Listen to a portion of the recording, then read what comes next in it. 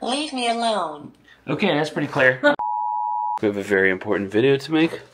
So this person, we will call her R, because she sent me a private message. Her son is 5 and nonverbal, autistic. Just got a speech device like I see your daughter using, but he wants nothing to do with it.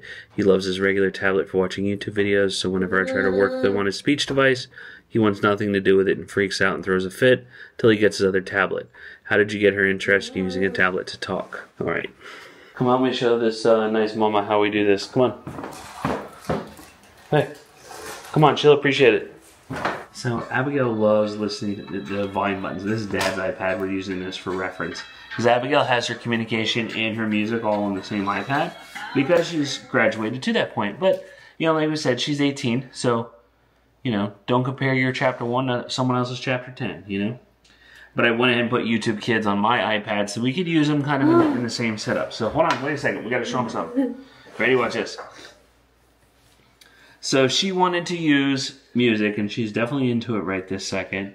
We're not big fans of taking things away in order to teach. That's not fun. Hold on. I want you to use. And I'll show you guys what I have set up. iPad, good job. Here you go. I'll kind of talk through this a little bit after I show you a couple of examples. Show me a song you want to listen to.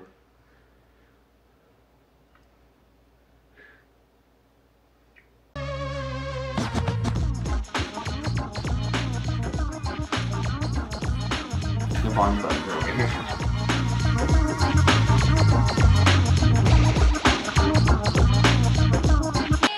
Oh, new song? Well, hold on, let's talk about it.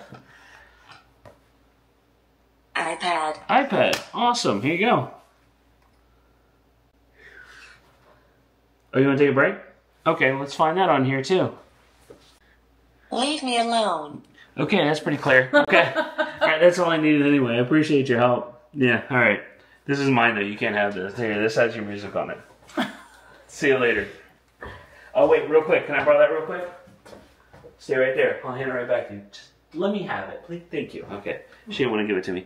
Okay, I want to show you. Don't go anywhere. I'll give it right back. So, even though she has a bunch of things on tons of screens, you know, all over the place, I isolated iPad so it was easy to use. Just one icon on the screen and that's it. Hold on, let me go give this to her.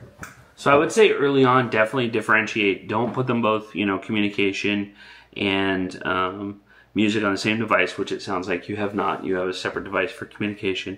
You want to isolate that one thing since it's highly reinforcing and they can communicate using the iPad. Hand over hand is fine, like pointing to it, directing him to it.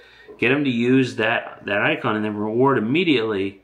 And that's it, you know, but keep it positive all the time.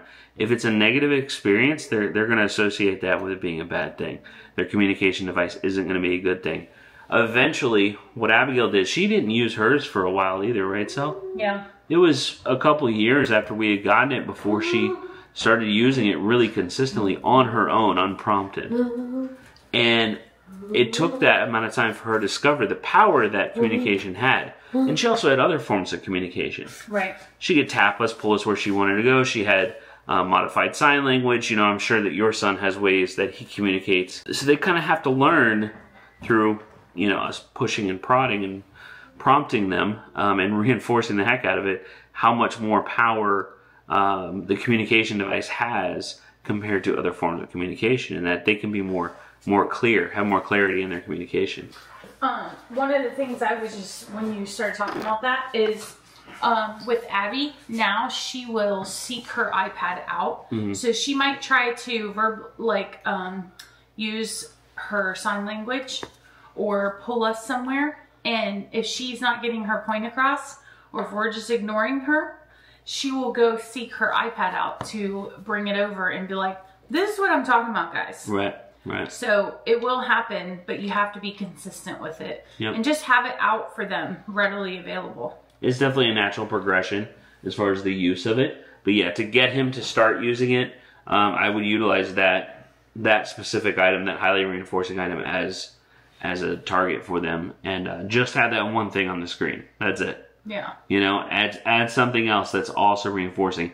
You'll notice that most of what Abigail uses on her iPad are her wants. because they're highly reinforcing items, because that's what she learned first.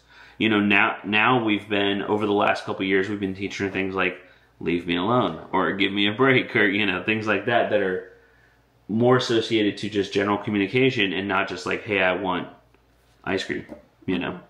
That's all we got. I just kind of inserted myself. I didn't know. No, please do. I didn't Always, know what always do. Yeah, someone has sent a message on Facebook. Gotcha. About they got a communication device for her son and she couldn't get him to use it. Oh, gotcha. Yeah.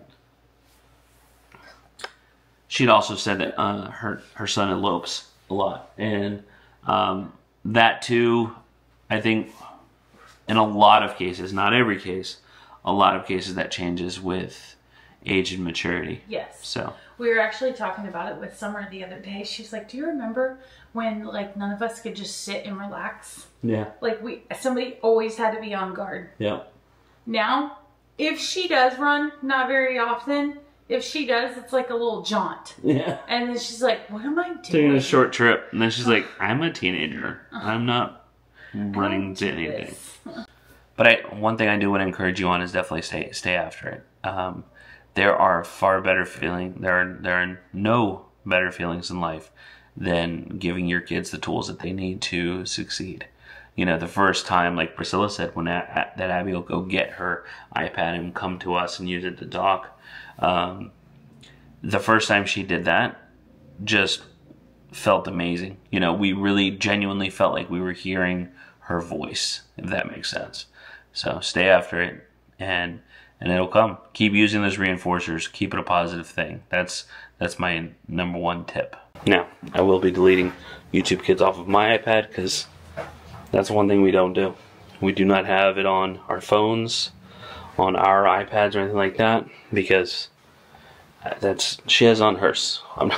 That's a quick way to lose your iPad or your phone.